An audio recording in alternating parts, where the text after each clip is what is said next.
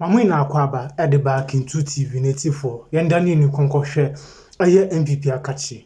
Native for the case between Honorable Ken Ofori Attah on the former finance minister versus the attorney general Dominic Akrotinga ayene native for case na mwa be din papa native for yasim because for the past few months ni name say the attorney general Dominic Akrotinga ayene also said the minister of justice try kwambi aso say the former finance minister wa be PMO o manga ne mu ha.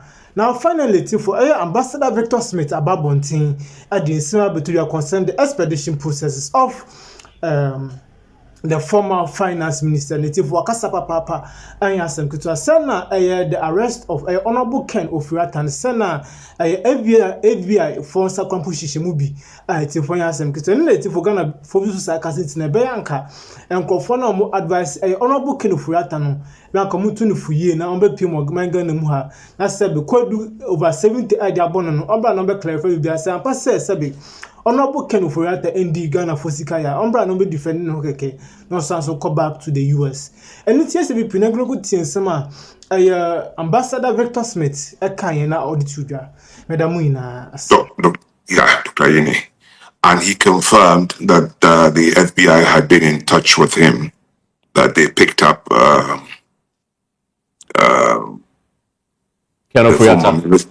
former minister and one other, and we talked a little bit, and he was always in the picture, when it wasn't, the ICE did the picking up, but the FBI were also involved.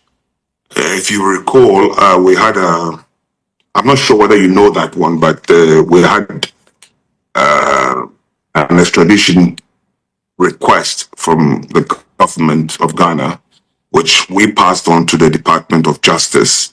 This was on the 29th of December. And I believe that acting on the request, they moved in on our brother Ken. So that is a very important clarity. First, that the FBI was involved, and second, that based on your briefing, this particular arrest may have something to do with what he's wanted for in Ghana and the extradition. I suspect so. The ICE did the arrest, but a few hours ago, I was also informed the FBI were involved. And of course, that sort of corroborated with what the Attorney General told me, that the FBI had informed him that they had picked him up. Okay. So well, you I also, suspect. You suspect. You suspect that. I suspect it's a combination of these two factors. ICE normally will pick you for immigration issues. Okay. But then, of course, when the FBI comes in, then there must be some criminality or Interpol police request. So the red alert comes in there. So the combination of the two of them, convinces me that Ghana government had requested for this man to be brought in to help us, if you like, unravel some issues that have been brought against him as a former minister. Were you also briefed about the revocation of his valid visa? No, Attorney General mentioned that to me. The extent of my involvement at this stage was when he had been picked up. I discussed it with the consular officers of my NDC, and we decided to make a request to make sure that he was being treated properly as the protocols, international protocols. And so we requested, and they agreed in principle to allow us to come and visit. But just before we set out, the ICE people came again and said the detainee had refused to meet with us without his lawyers. That was the initial response from the detention center.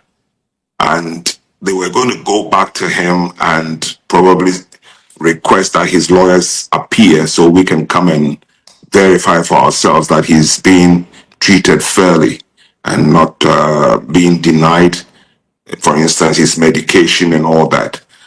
But we waited for a while. After about a few hours, they came back to us to say the detainee, being the ex-minister, had refused now to see us under any circumstance. So that was the end of the road for me and the embassy. So the consular officers didn't even manage to get to the detention facility. This was all a phone conversation with yourselves and the ICE. No, the ICE came here. The representative came to my office. And they had indicated initially in the phone conversation that they had cleared the way for us to go. So I got myself ready with my consular officer. And just before we set off, the consular officer walks into my office and says, the ICE people are here. And I said, are we leaving? He said, no. They said there's a problem. So I invited them to my office. And they said this to me, that the detainee is unwilling to have us visit him without his lawyers. And therefore, they asked me to hold on until they're able to sort out the lawyer's presence, with him. After about 2-3 hours, they came back and said he was adamant. He wasn't going to now, under no circumstance, did he want to see us. How did you react to that? Well, a bit of a disappointment, because I know Ken personally. He may not be my friend, but I know him personally. And nobody had visited him at the time the ICE were discussing this with me. And I found, as being a Ghanaian and being our responsibility, so to speak, in a host country, I felt that if we had had the opportunity to at least hear about if he had some concerns, for us to probably try and assist in that respect.